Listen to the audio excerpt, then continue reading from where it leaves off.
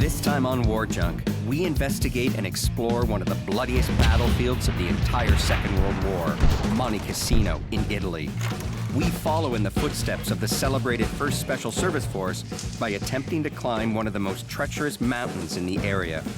We hunt for artifacts near the iconic abbey on top of Monte Cassino and find more than what we bargained for. But is this the explosive part? Yes. Exactly. And we try to solve the mysteries behind 2 special artifacts. PPCLI, exactly what we were looking for.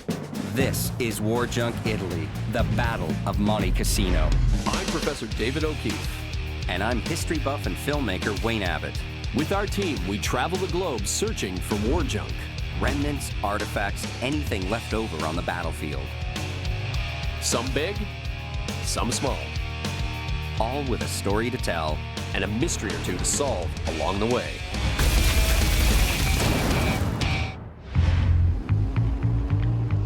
I can't believe we're in the area where the Battle of Monte Cassino took place. Right in the heart of the Liri Valley. The battle raged here for 8 months in 43 and 44. And so many nations took part. British, American, Canadians, French, Polish. And for 8 straight months, the Allies battled the Germans for control of these hills. And what was at stake? Rome. The Liri Valley was the direct path to liberating Rome.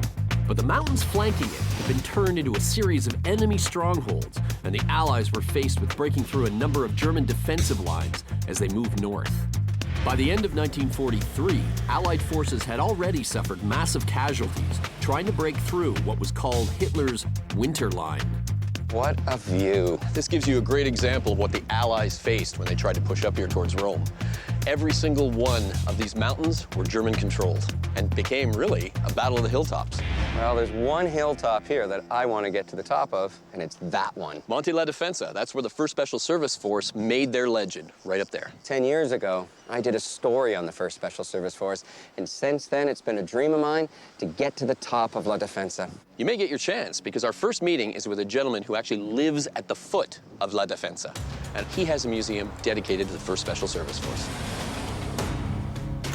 The 1st Special Service Force was one of the most unique and well-trained regiments in all of World War II.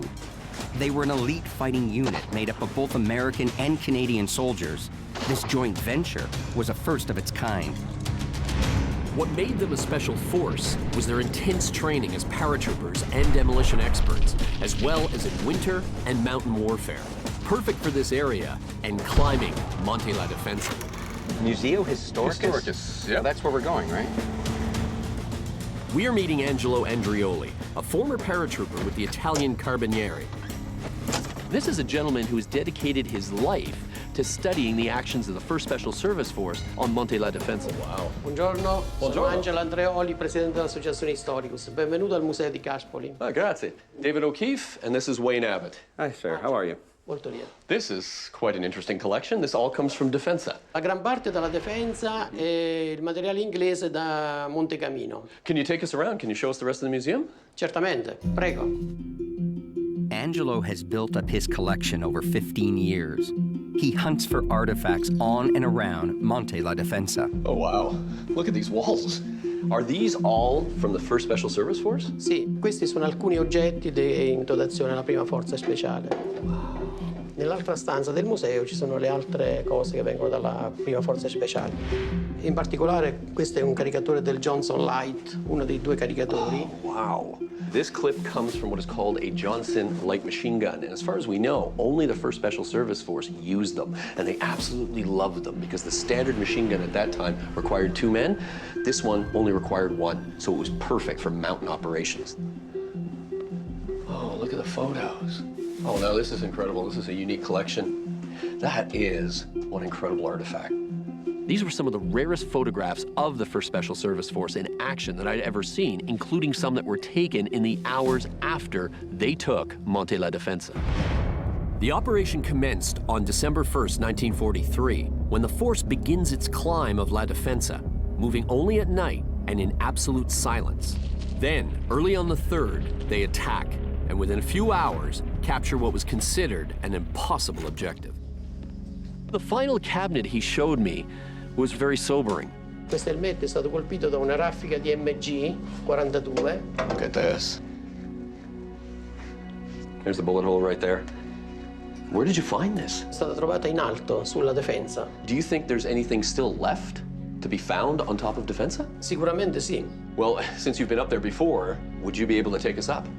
Con i mezzi bisogna passare dal lato di Rocca Devantro, mentre invece è possibile a piedi, se ve la sentite, di fare lo stesso percorso che ha fatto la prima forza speciale nel 1943. So we can actually go up in the exact same route that the 1st Special Service Force did in 1943. Sì. This is a recent aerial photo of the mountain.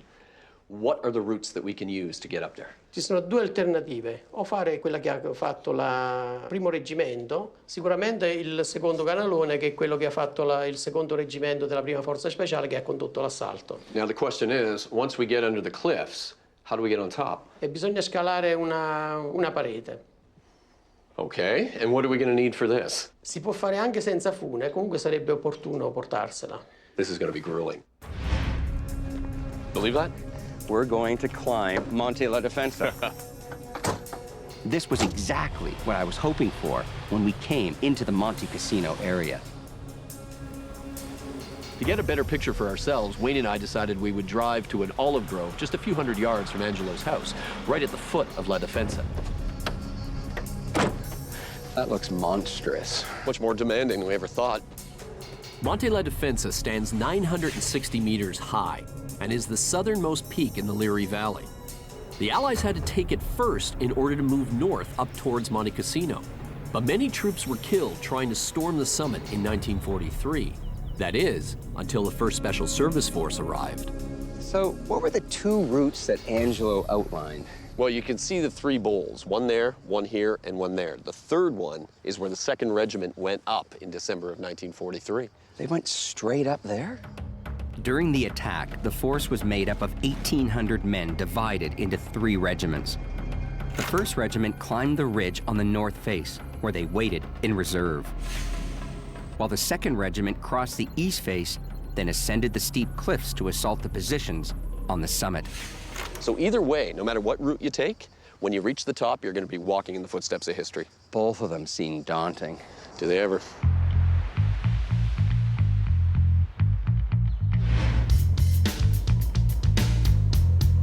Today is our climb to the top of Monte la Defensa.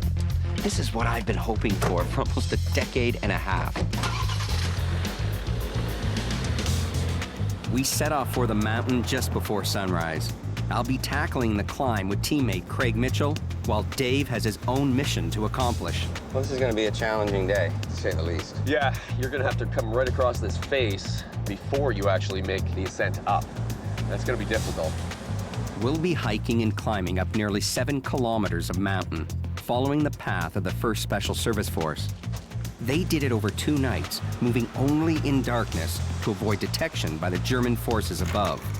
We have the advantage of daylight, but the challenge of summer heat. They're calling for 35 degrees Celsius today. When we arrived at the trailhead, we met Angelo and Damiano, our 2 Italian guides. Ready to climb Defensa?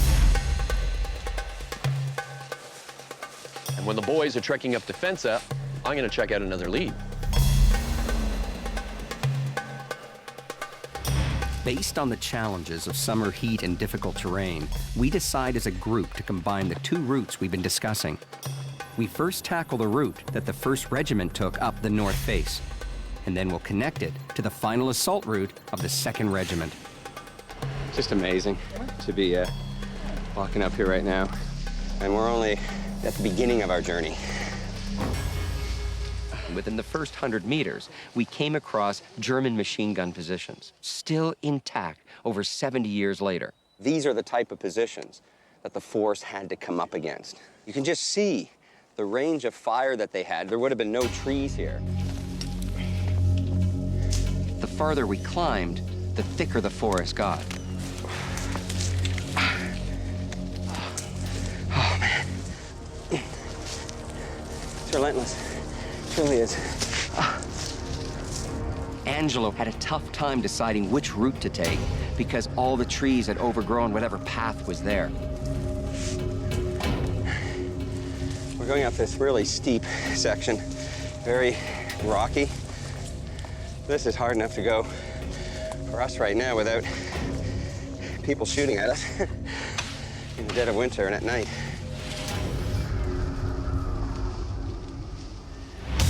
While the team is making their assault up La Defensa, I'm driving to the town of Venafro, where there's a collector with a museum dedicated to the winter line.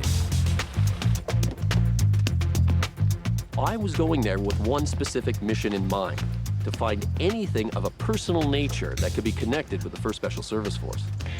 Oh, hello. Hi, you must be Luciano. Yes. Dave nice O'Keefe. to meet you. Come in. Thank you. We started to collect this kind of stuff since we were a child, because we grew up in the middle of the battlefields.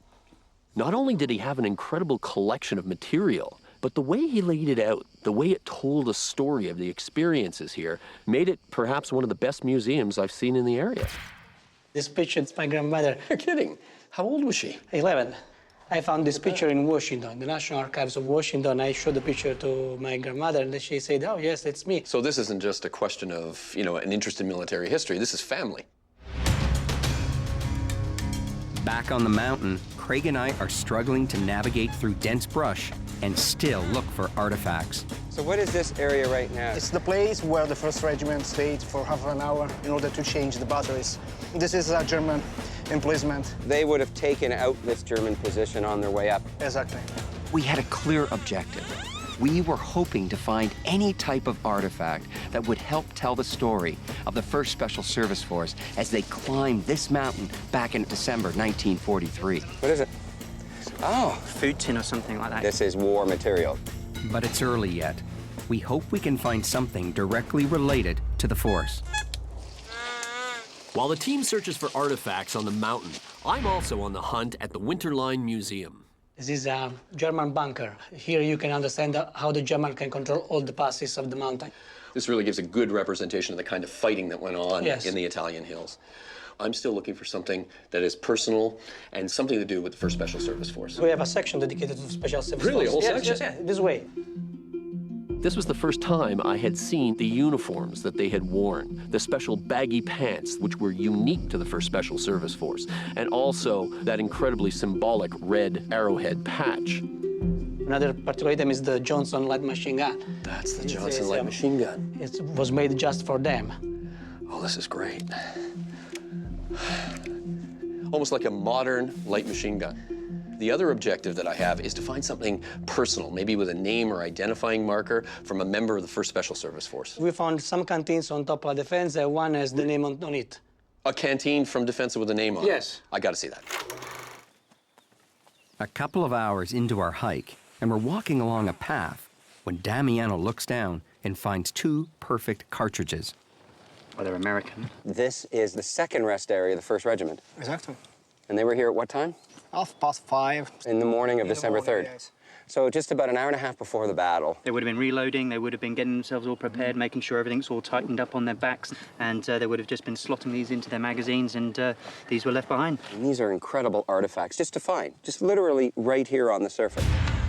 But the more surprising thing is when I started working over the soil, I found 3 more. Run it over, see if there's anything else. Holy jackpot. And then on top of it, Angelo said that these most likely came from that rare and unique machine gun that only the 1st Special Service Force used, the Johnson. Now we were uncovering true artifacts from the 1st Special Service Force. While the guys are on the mountain, Luciano has something special in his collection to show me. Those canteens were from La Defensa. Yeah. And this one has the name on the bottom, Lieutenant D.W. Caddy. Oh, look at 5 feet. We have the picture of Really? it with this platoon. That's him. Oh, look at him, and he's got the lieutenant's bar right in the forehead. At this point, we've left the route of the 1st Regiment, who were held in reserve partway up the north face. We are now following the 2nd Regiment's path up to the summit. The 2nd Regiment were the guys that attacked the top of the ridge.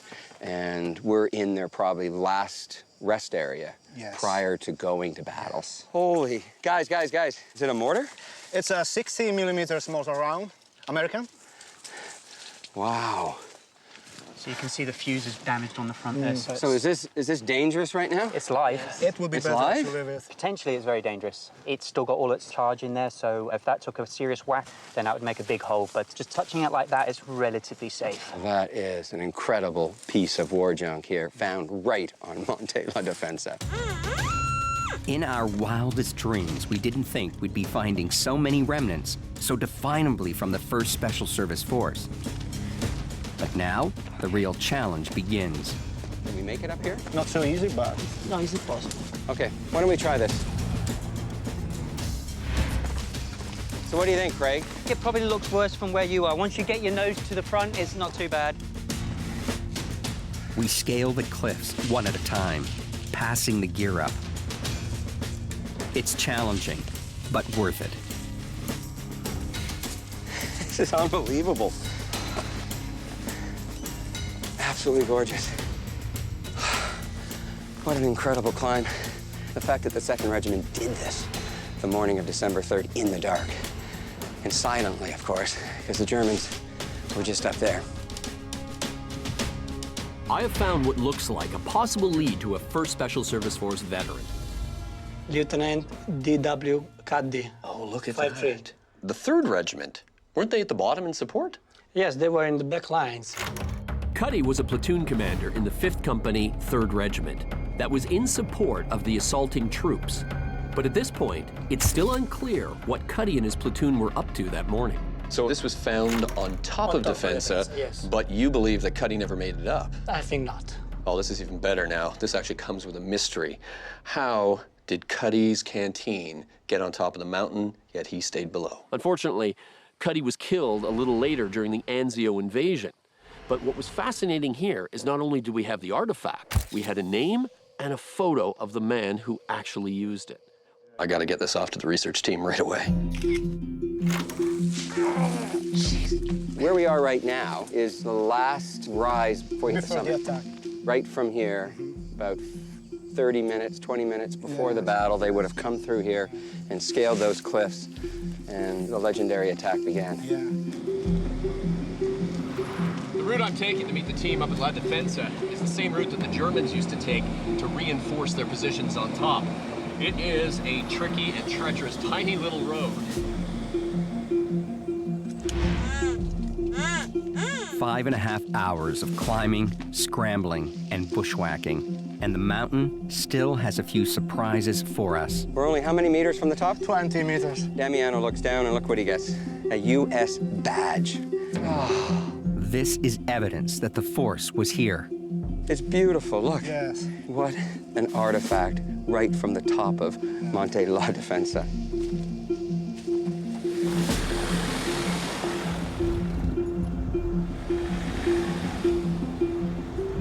This is what the whole battle for La Defensa was for. What you see in the distance is the last roadblock to Rome. That's Monte Cassino with the abbey down there and the mass behind. Once Defensa fell, it was just a question of time before the rest of the hilltops around here did. And when Cassino finally went, the road to Rome was open. We are getting so near the summit. That final few feet. Craig and I were talking just about how they did this at night. It's unbelievable. It really is. How do you do this? And in silence, absolute silence. We made it! Welcome back. This is it. You did it. Did it, boys. You did it. Congratulations. There's something for history. We followed the route first to the 1st Regiment, and then we transitioned over into the 2nd Regiment. Exactly. And that last few hundred meters going over those rises, knowing that's exactly where they were, it's phenomenal. And then better yet, just maybe 100 meters down, this is what Damiano found. Wow. That came off a uniform, didn't it? Yeah. We found what we were looking for. We found evidence of that battle and the route that those guys took up here. But we didn't find anything with a name or a number or anything personal. Which may seem disappointing, but I had a little luck. And then I hit them with the big surprise, the Cuddy Canteen. Look at the markings. So what is this? This is a canteen that was used by Lieutenant D.W. Cuddy. He was an American in the 1st Special Service Force. As a matter of fact, he was one of the platoon commanders. And where was it found? Apparently, right up here. At the top of Monte La You got Defensa. it. What we need to do is see if we can find a descendant. Now it was time to move up the road towards Rome. Our next stop was the key to the Gustav line, Monte Cassino. This is a rare and unique opportunity. Yeah, it's not every day you get a chance to go to the Abbey on Monte Cassino. You know, the site of one of the most controversial moments of World War II when the Allies bombed it in February of 1944. Yeah, they suspected that the Germans were using this as an observation point to overlook the valley. But they were wrong.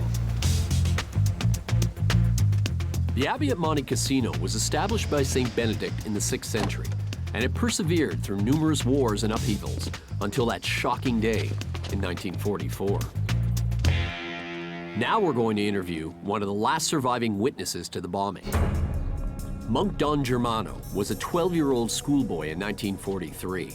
He witnessed the bombing from his home on a nearby mountaintop. Perché io stavo sulla montagna, molto Colle Abbate, via del Conte. Ho visto soltanto le bombe che cadevano, le esplosioni, fumo. On February 15, 1944, 250 Allied bombers dropped over 1,000 tons of bombs on this medieval abbey. It was completely destroyed. Novembre 44. Io sono tornato per la montagna, ma allora era tutto bruciato. Non c'era una pianta, un verde, non c'era. La montagna adesso è tutta verde. Perché sono cadute migliaia, centinaia di migliaia di proiettili che hanno bruciato tutto. It is hard to believe now that this was completely destroyed 70 years ago, and then painstakingly recreated using some of the artifacts rescued from the rubble. Don Germano tells us that for years afterwards, people would come up here to scavenge for scrap metal, sometimes encountering unexploded ordnance in their path. It's haunting to realize what happened here on this exact spot. But one of the things that came out of this interview is the fact that there could still be a lot of artifacts on this mountain. Oh yeah, and I think, you know what? That has to be our next objective. We have to get on that reverse slope and see what's there. After meeting Don Germano, we are waiting for permission to investigate Monte Cassino. In the meantime, we head further north to an area of the Liri Valley that saw heavy action in the spring of 1944. This is the first time we're actually investigating north of Monte Cassino. Yeah, we're moving into what is called the Hitler Line area. The Hitler Line was the last of the German defenses in the Liri Valley, north of Monte Cassino. Canadian troops faced strong German opposition, breaking through the Hitler Line near the end of May 1944. This final victory cleared the way to Rome. The research team has given us a lead on a collector in the Ceprano area, and apparently he's got his own museum that deals with the Hitler Line.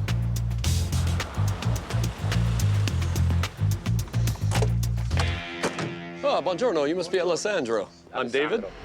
Alessandro Ottaviani lives just north of the Hitler Line. Entering his home, it's clear this isn't a public museum. Alessandro has a couple of small cabinets filled with objects that he's picked up on the battlefields near his home. Did you find all this here in the area? Tutto qui in zona. When I first saw it, I thought it was a rather small collection, but then realized just how it really gave you a great indication of what life was like here in the Hitler Line, not only while the Germans were in it, but also when the Canadians broke through later on. So is there anything with maybe some sort of identification marking? Ad esempio questo accendino. Oh, look at that. I don't think I've ever seen anything like this before. At first, I really thought this was going to be our best lead, Questi qua. until he showed us 2 ID bracelets. Oh, here we go. Look at this, Whitford. FE, it looks like. And then PPCLI, Princess Patricia's Canadian Light Infantry, one of the most iconic Canadian regiments of all. Oh, this is fantastic. This is exactly what we were looking for. Where did you find this? Around here in the battlefield? Nelle zone all'incirca dove abbiamo visto prima. So what I asked him to do then was to take us to the area where he picked it up.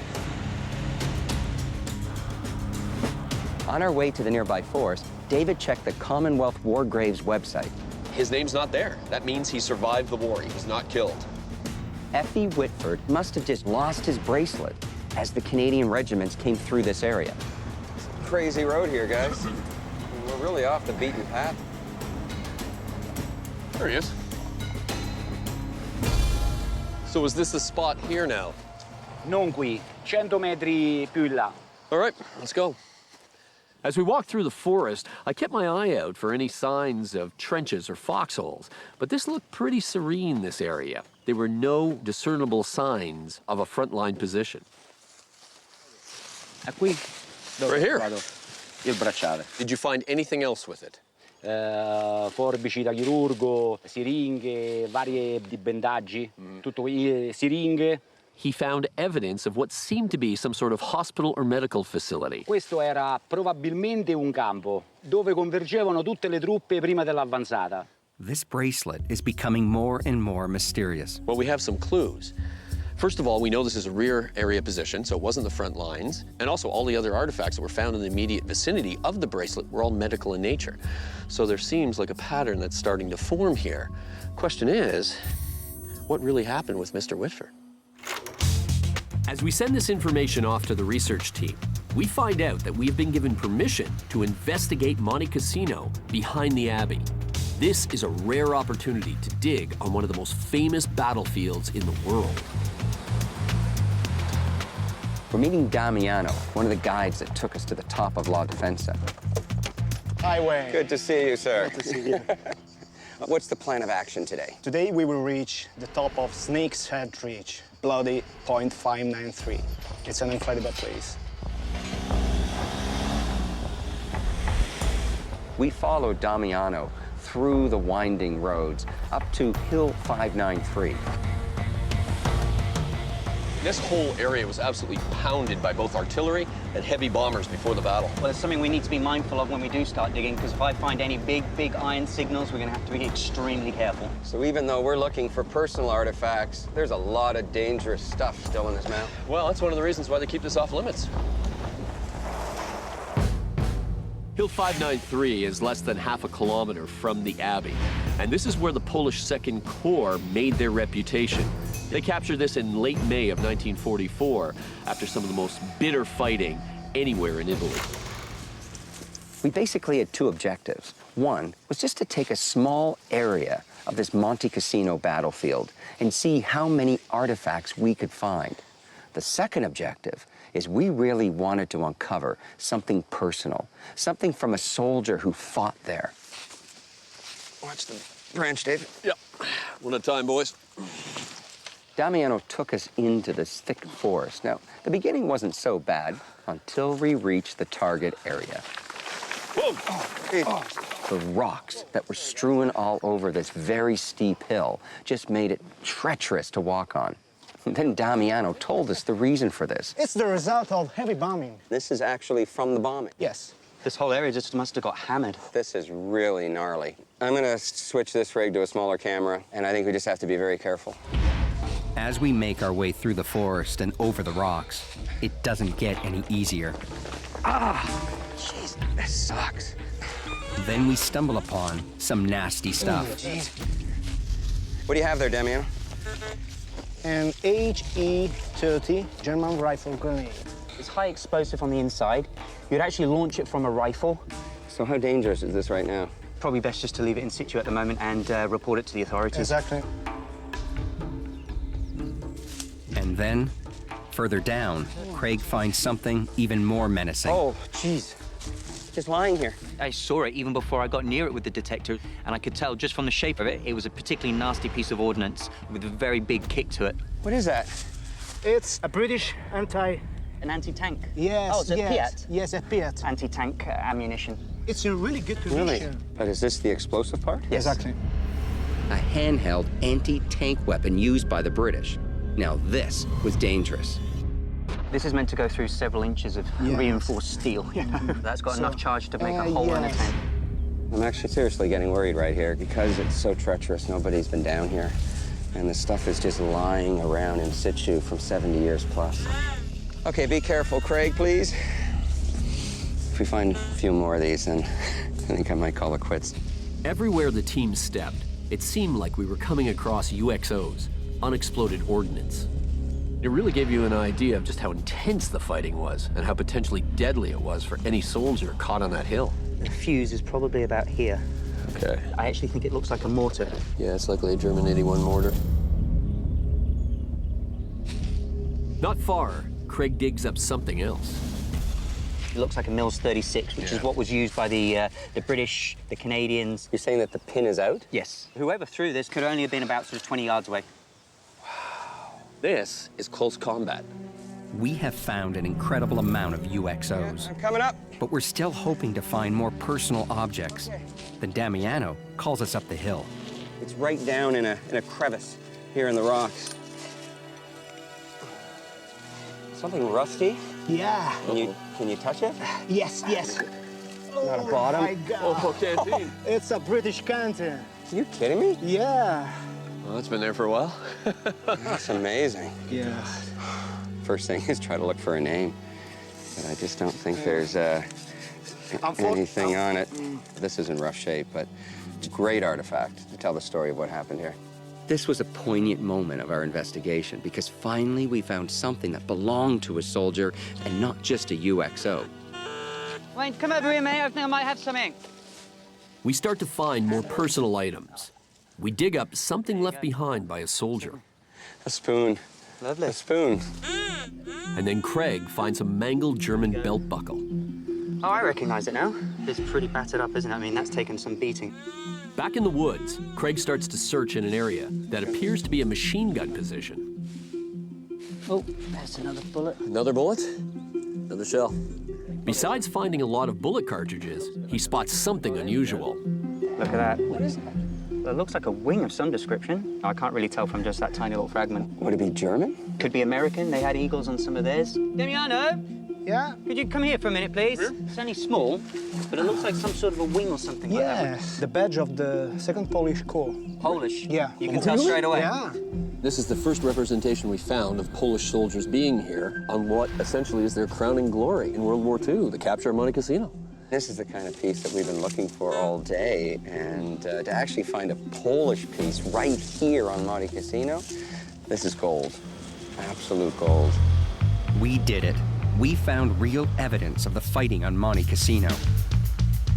Then, as we're driving down the mountain, we get some amazing news. We just got information about Whitford? Yeah, research team came through. They found the Whitford family. The family? Unfortunately, Whitford passed away in 2010. He did survive the war like we thought, but there's a curveball. According to the family, he was never with the PPCLI. He was fighting with the Westminster Regiment. How could his bracelet say PPCLI and he's not with them? I don't know. I'm perplexed. I mean, the other thing that we were told was that he was wounded on April 25th, 1944 in combat near a place called Vella Rotunda. Well, why don't we go there? Once we knew the regiment, I immediately accessed the Westminster Regiment's war diary. We then drive to the town of Vella Rotunda in the mountains northeast of Monte Cassino. Right here. So is this the spot? Yeah, this is it. I mean, according to the Westminster's war diary, this is where they were on April 25th when Whitford was wounded. It makes sense, perfect reverse slope. But then how does his ID bracelet end up 50 kilometers the other direction? So can we get access to his service record? No, we can't. He only passed away 5 years ago, and there's a 20-year moratorium. It's still classified. Well, then maybe the family can help us with the two mysteries. How did the ID bracelet get from here to north of the Hitler line? And two, whether he was ever with the Princess Pats or not. Now, this is one mysterious bracelet. The mysteries behind the Whitford bracelet and the Cuddy Canteen have challenged us. But with intense research, we are thrilled to have found family members who have arrived in Italy. First, D.W. Cuddy's nephew, David, has come all the way from Alaska, but he has no idea that we have found his uncle's canteen. What do you know of your uncle's wartime experiences? I don't recall that my grandmother ever said anything about him, but, you know, that generation, they just kind of stood tall and kept silent and bore their grief. We give David a brief background on his uncle's unit. To Rome. They were essentially the forerunner to today's special forces. They could do everything. And most significantly, he was part of an operation to take that mountain, Monte la Defensa. We now want to show David the canteen, so our next stop is Luciano's museum in Venafro. I'd like to introduce you to David Cuddy, who was the nephew of Lieutenant D.W. Cuddy. Really? Nice meeting you. It's a pleasure to meet you. What's your steps? Luciano takes David on a tour of his museum. Little corner dedicated to their many personal items. Those are the kind of objects that can show you who they were. And, Then into the room dedicated to the 1st Special Service Force.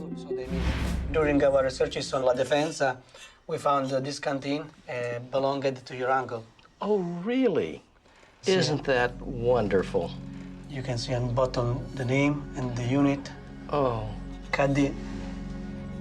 thank you. Thank you. So remember the mountain that we showed you? Uh-huh. This was found on top of it. He came here and he didn't know much about your uncle, but this was his. You know, I think what I appreciate is that so many other people like you appreciate what they did. Thank you to your uncle that came here to fight for our society. But there's still a lingering mystery that Dave and I have been struggling with. Did D.W. Cuddy actually make it to the top of La Defensa? Dave has some information from the war diaries that may shed some light on this question. But first, Luciano is going to take us up to the spot where he found Cuddy's canteen. Here's the place. Yes. Here is where I found the canteen, right here. So I start to find information, and I found the picture of him leading the platoon and about his story of what he did. There is this mystery on whether or not your uncle stayed at the bottom of Defensa and gave his canteen to people who were coming up to supply the troops up here, or whether he made it. And Dave actually got into the files and found some information to shed some light on that. Well, it turns out that what Luciano heard is partly correct. Some of the 3rd Regiment may have stayed at the bottom, but we know for sure that the 5th and 6th companies made the climb. On several occasions, not just one, your uncle came all the way up here leading his platoon, bringing much-needed supplies to the top. So, more than likely, he left it when he was up here. So now we could probably say you're within a few feet of where your uncle was back in December 1943. I didn't serve in the military, and I just feel blessed that I never had to experience what he and all those other folks went through.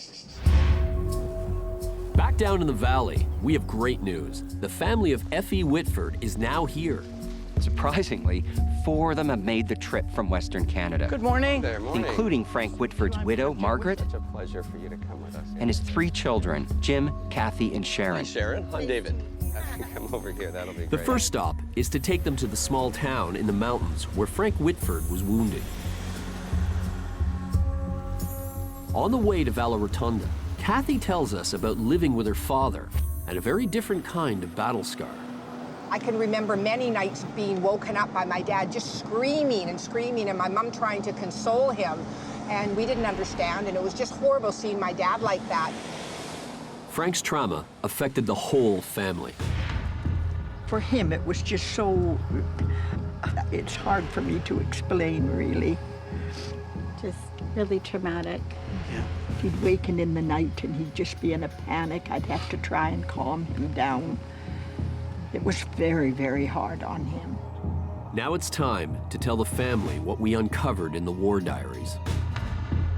At the end of April, on the 25th, there's a notation about 2 men who were wounded by shell fire right where we're standing right now. We're pretty confident that one of them was your father. Your father was wounded probably within 100 feet of this spot. Unreal. Next stop, 50 kilometers down the road to Alessandro's. We know your father definitely came through this area. Thanks. You're welcome. This is members of the Whitford family. Alessandro. Nice to meet you, Alessandro. What a wonderful collection. This is the reason why we brought you here. Because Alessandro has something of Frank's that we want you to see. What he found on the battlefield. Oh, Mom, it's his tag. Look what it says. Well, can you see it, Kathy? It's just so hard. Can't even put it into words. It's just so emotional. I never thought there'd ever be anything like this. But there's one more mystery to solve. In the middle has the regiment PPCLI, and we're trying to see if you had any information, because all we know is that he fought here with the Westminsters, but his bracelet in the middle. But it was then that the biggest surprise occurred. Jim Whitford pulled out a photo album and scrapbook that he brought all the way from Canada. Right? This is a picture of my dad when he just entered into the service. As we leafed through the album, there was one incredible piece of evidence which they had overlooked. There we go. Guys, here's the evidence. Oh, that's what we needed. It's incredible, after all the research we'd done, that this photo album shed the most light on the biggest mystery behind the ID bracelet. So Frank joined the Princess Pats in 1943, then transferred to the Westminster Regiment before going overseas. For some unknown reason, he never told Margaret or the kids. Then I noticed something else that really took this to a completely different level. As I was going through, I noticed this. Taken on strength, 16 Canadian Special Employment Company from 2nd Canadian Exhaustion Center, 13th of September 44. So he was attached to this particular exhaustion unit, which was rather experimental. They were dealing with people who had suffered massive traumas in battle, which could explain what they were doing down there in the valley. Now it all makes sense. After his wounding, Frank Whitford suffered from post-traumatic stress disorder. He lost his bracelet when he was being treated in the camp near Alessandro's house. Sadly, like so many other soldiers, he carried the scars of battle for the rest of his life. A ridare questo oggetto personale ai familiari, alla moglie e ai figli, perché è la cosa più bella che potete avere. Thank you so much. Mama, you got it? Yeah. Now, after 70 years, Frank Whitford's ID bracelet was going home. That's beautiful. Two artifacts with very different stories, both representing the service and sacrifice of the soldiers of the Italian campaign.